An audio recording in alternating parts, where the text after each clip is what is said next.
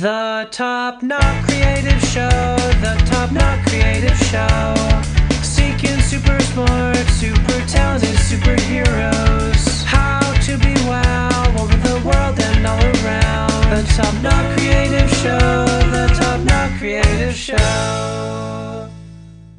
Hello everyone, this is Shandae Schrader and welcome to the show where we seek out the super smart, super talented, and basically the superheroes who are taking over the world and making it super wow. Today we are talking with Tanya Porter. She is the owner of Weddings Etc. or Weddings by Tanya, and she is an experienced and creative wedding coordinator with more than 15 years experience who can help you make your dream come true and make sure your wedding day is everything you want it to be. And without further ado, we're going to welcome Tanya to the show. Tanya, welcome. Well, thank you very much. I look forward to visiting with you. Oh, so do I. So let's first go back to how you got started in this wonderful, wonderful area and what compelled you to start Weddings, Etc. Well, I actually started out at our church. They asked me if I would be a site coordinator. And as I said, yes, I'd be happy to volunteer for that.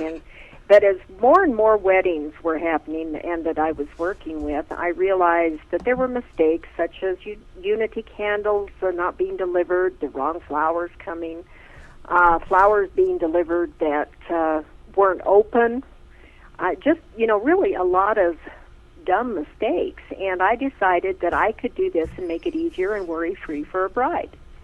So I started taking some courses, and I did a lot of reading, and then I took some business cards around to bridal shops, and I just kind of jumped into it. Well, I imagine what might seem like dumb mistakes, minor mistakes, they're kind of a big deal on that day. They are to a bride, especially, when a bride selects her flowers, say 6 or 8 months out, she may have a tendency to forget exactly what she ordered. And so it's kind of nice to be able to kind of calm them down. But when I wasn't involved in the actual planning, I had no knowledge of what they had ordered or what they had wanted. So it really, kind of put me in a precarious position because I couldn't really say anything to the florist without that knowledge. And what this led to then was I started keeping notes on different things that would happen. How would I change it? So over a period of about 5 years, I wrote Wedding Planning Guide, a Bride's Workbook, which I now offer through my website and I give to my clients. And anybody who is planning a wedding, this is just down and dirty. I mean, there's a lot of pictures. If you follow it, you can plan a wedding. Love it. I'm looking at it now. Down and dirty. I'm very straightforward. I love it. So you went from volunteering your time to, when did you establish your company? I went full-time in about 1998. I did weddings part-time between 1990 and then. But I wanted to get more background, so I went to work for what is now the Grand Hyatt in Denver as the admin to the director of PR, and then I switched over and was the admin to the director of catering. And what this did was really give me firsthand knowledge into how venues work, how far you can kind of push issues, what can you ask for, and my philosophy is the worst thing they can do is say no. And so it really helped to prepare me when I went full time. I love that. You really did, you dove in order to be that champion for the bride at the end. You really made sure that you knew every angle. And that's great. Yeah, it's important because you are a liaison. That you are not only, you're working for her, but you're also trying to make the vendors' jobs easier. And you want to make it so that they can focus on their job. But you also have to be able to know, what can I do for this bride? If she wants something special, to be able to go to the right vendor, the hotel, or whatever, and see just, how far you can push it to get what it is that she wants. Now, let's pitch a case for a bride to be. Why should they be investing in a wedding planner rather than just having their mom or their friend kind of be the one to help coordinate things? Well, I would say the first thing is because you are, you can be objective. You're not emotionally tied to the situation. And it is very important to be able to offer vendor selection. And I'm one that I pre-qualify all my vendors. And before I even mention to the bride who that is. But that comes after having had an in-depth interview with her to find out what her view is. How does she see? How does she visualize her day? Then I can recommend the vendors that I know will make a good team for her. And I don't recommend just anybody because I have sat down with these vendors and I've talked to them. I've seen their work. I know what they're about. I tell, and they know what I expect because I'm not one of these coordinators who's going to stand over a vendor and tell them how to do their job. I recommend them because they're professionals, because they are highly qualified, and I know that they're going to perform to the utmost if they want to work with me. And I only ask them for perfection. That's all. That's all. It's just that I treat them with a lot of respect. And I think any of the vendors who've worked with me would tell you they love it. Mm-hmm. So basically, you've done the research for them. I have, and it saves a bride, especially in today when they're going. My clientele are usually a little older. They're probably in the later 20s to 80, and they're professionals, and they are go-getters, or they're going to college. They're getting graduate degrees, or they're starting out in their professional fields, and they don't have a lot of time to sit down and go through 100 pages of photographers and figure out who do I want to use. Mm-hmm. And so by coming to a coordinator, we can narrow that down. And I can give you probably 3 right off the top of my head of any vendor selection that I know that will work for a particular situation. Now, to say that I don't have favorites would not be truthful, but I can also tell you that they don't always fit what I need. Mm-hmm. And so I have a notebook probably 3 inches deep of vendors. And I utilize all of those depending on personalities of the vendors and the personality of the bride. Mm-hmm. So I can say that time is money. And so I can save that bride a lot of time by narrowing down the choices of people that she needs to talk to. If those 3 in any given category don't work, we go to the next 3, but I work in 3s because it's manageable. It's not overwhelming for a bride. That makes sense. And then not only that, but the day of. Right. Let's talk about that. Yeah. I do a very detailed timeline. That's one of the things I'm known for. And it can range anywhere from 2 to 20 pages, depending on the wedding, the situation, and it is something that I work with every vendor on to find out, for example, if it's an elaborate setup, I talk to the floral designer that I'm working with. How much time do you need? The same with photographers. I want you to have the time you need, but I'm not going to have you drawing the bride and groom away from their guests. So we work all of that out, and I run a very tight timeline up until they sit down for dinner, and then we can relax it. Because by then, the important things, I don't want to say all of them have taken place, but for the most part, your cocktails are served at the right temperature. Dinner is not burning in the oven. So when they pay a lot of money for these things, you want to make sure that they come across at everything is perfect. Mm-hmm.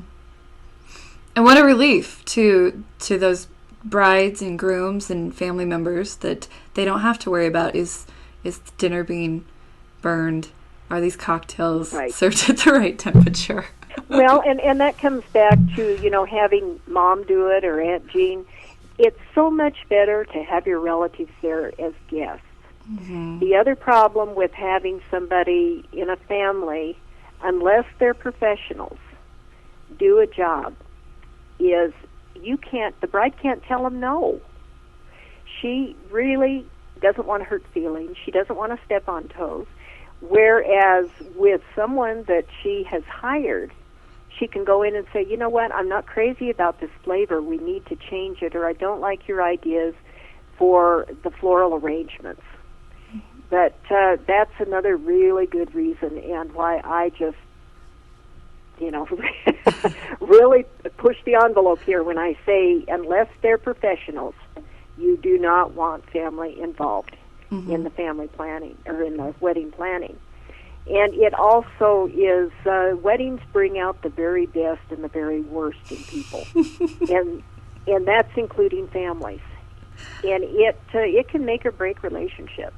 And so if they hire professionals to do these different jobs, even if it's just, a day of coordinator, you are so much better off. Because I can tell somebody, no, that's not going to work. Go back and redo it. And I've done that. I had a florist one time who showed up with white rose bouquets for the bridesmaids, and she had put them evidently too close to the cooler, and so by the time she got to the church, the tips were all brown. And I just flat told her that's not acceptable, and she had to remake those before the ceremony. Now, if it's a family member, a bride can't do that. It's and if she does, then chances are pretty good we're going to see tears, and there's going to be some really bad feelings. So that's another really good reason to look outside and to hire somebody who knows vendors, who knows venues, who can work within your budget. Love it. Now, you mentioned, finding those vendors that fit the bride. What is it that you see when you first meet with a bride-to-be as far as personality? What's your process for that? Well, I usually sit down anymore with the bride and the groom. And I like to find out a little bit about who they are. What do you enjoy doing? Do you like to be outdoors? Do you enjoy books? Tell me about yourselves. And if the bride is a little more shy, which some girls still are, then it tells me, okay, I've got to kind of get more low-key professionals. Someone who can, who is passionate about their work, but doesn't maybe come across that it's going to scare them to death. I always ask, do you want a male or a female photographer? Doesn't matter.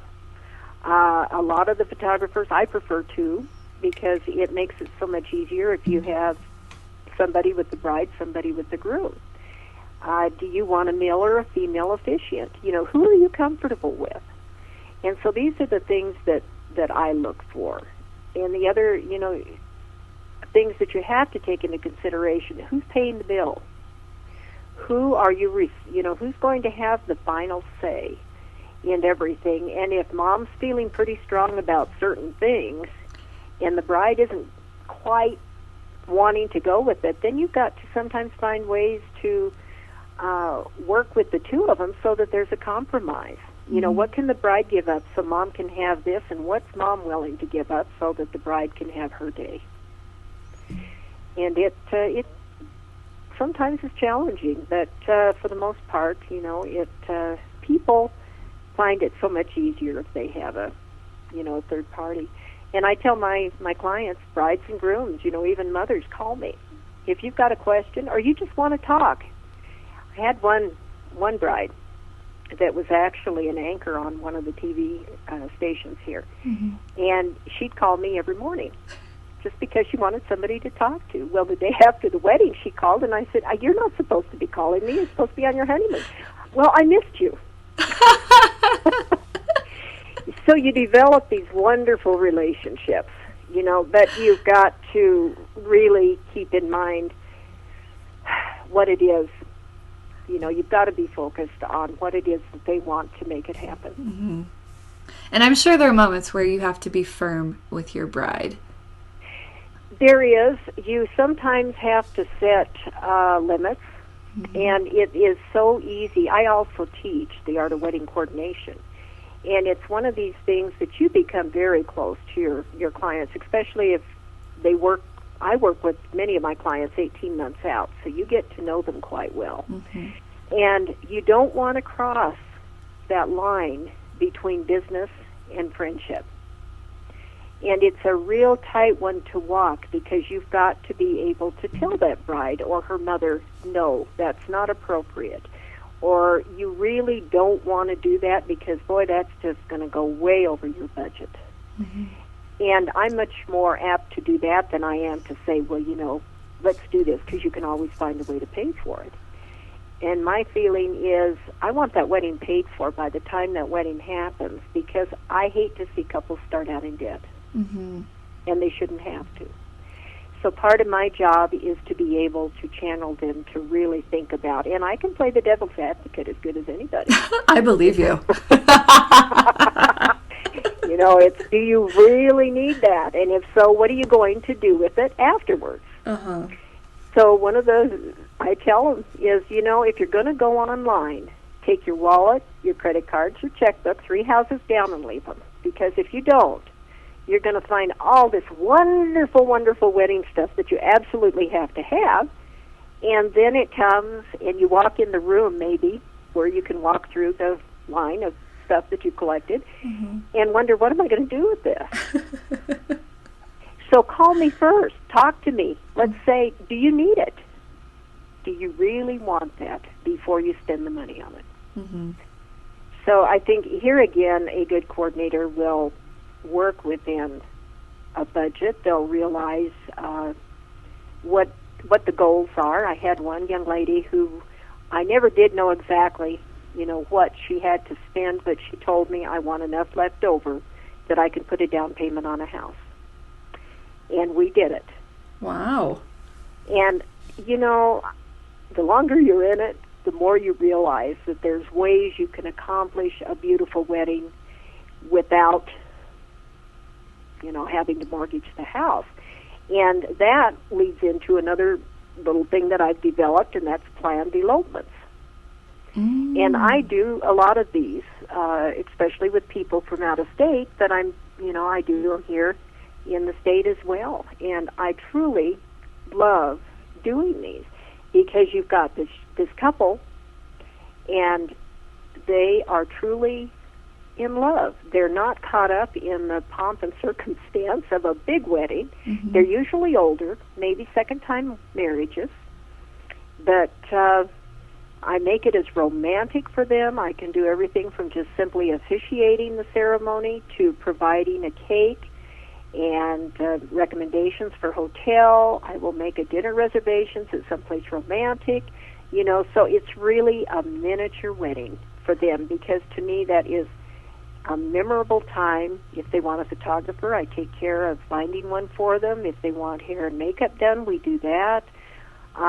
Just really make it special, other than just going into a courthouse and saying I do.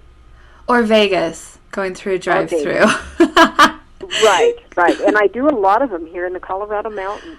People come from Georgia. They come from Louisiana. It's just, I've had couples come out. They were coming to Red Rocks to a concert, and met them and did it, So it really, I did one over the stock show here in the lobby of one of the hotels.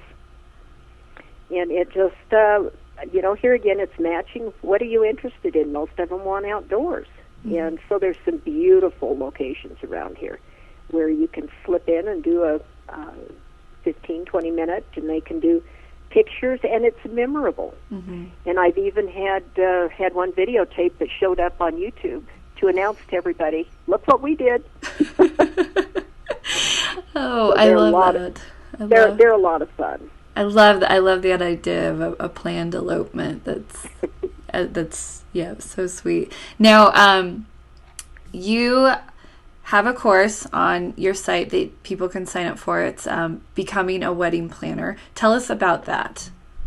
Okay, I had quite a few new students who had taken other courses come to me and say, okay, I've completed this course, but I don't know what to do. Mm-hmm.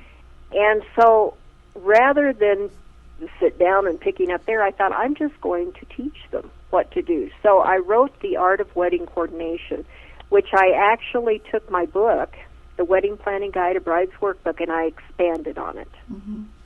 And it teaches them how to be a coordinator. It doesn't necessarily teach them how to make gift baskets, or it does touch on setting up your business. But if you want, there's some good entrepreneurial courses out there that people can take. I wanted to focus on being a wedding coordinator. And so along with that, I did a training DVD, which also has a lot of very helpful information if a bride wants it, because it tells her what to look for when she is talking to different vendors. It has interviews on it that I did with vendors, and it has, like my emergency kit, ideas that she could incorporate into hers. It tells and shows what the different pieces of your stationery that you're going to be using are.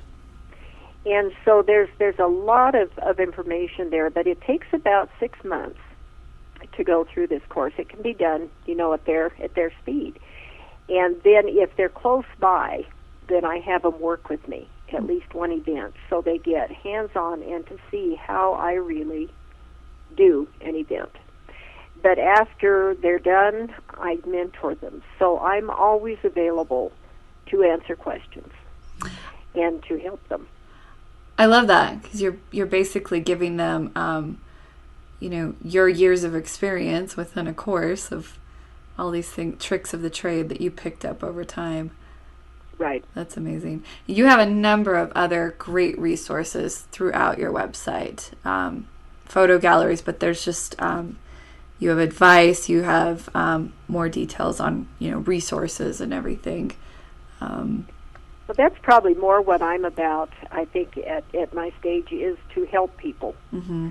And so many of the new vendors that people who, from everything, musicians, I have mentored musicians and caterers and photographers, and if I can help anybody become a success, then that is what my goal is. I love it. Now, if someone wants to work with you on any of that, also with maybe booking you for a wedding, are you taking appointments for 2013? I am. Okay. I do limit the number of weddings I do in a year, and I only do one a week, and that is because I do my own weddings. Mm-hmm. And it is I put much more into the quality of the wedding than the quantity. Mm-hmm. That's wonderful. So if someone wanted to reach out to you and book you for any of those things, what's the best way to get in touch with you? Well, they can reach me several ways through my website, weddingsbytanya.com. My email is Tanya, and that is with an A, Tanya, at weddings, plural, bytanya.com, or they can reach me by phone at 303-779-0395 or 303-594-3480. And we will include all those links, all the contact on our website with links out to Tanya's stuff. You can also, on the website, encourage you to go there and check out all the wonderful resources. You can actually book an appointment through the website as well. And